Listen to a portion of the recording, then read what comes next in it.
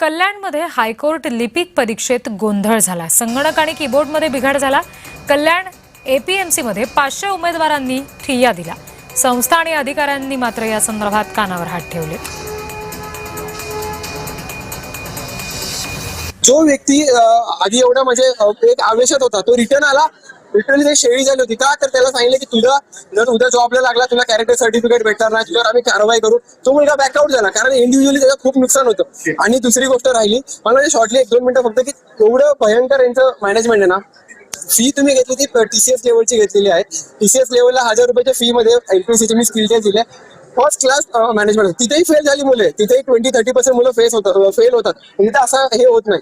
त्याचं कारण काय की हे मॅनेजमेंट। जी मुलं फर्स्ट गेली तरी ऑब्व्हियसली त्यांच्या सीट्स चूज केल्या आणि मग नंतरच्या मुलांसोबत थोडं इनजस्टिस झालाय।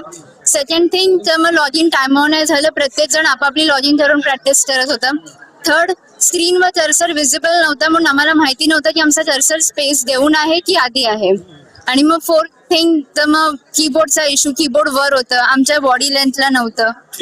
असे भरपूर इश्यूज होते ज्याच्यामुळे मेंटल स्टेट थोडी खराब झाली। इथे वरती विचारपूस केली तर वरच्या एका माणसाने आम्हाला सांगितलं की अजून आम्ही बोर्ड दिलेत, आम्ही आज रात्री बोर्ड लावणार आहोत। मला एकच खूप आदराने सगळ्यांना प्रश्न विचारायचा आहे, प्रशासनाला आणि न्यायपालिकेला, सगळ्यांवर आमचा विश्वास आहे। आमच्या विद्यार्थ्यांची अशी प्रत्येक वेळेला का विडंबना होते?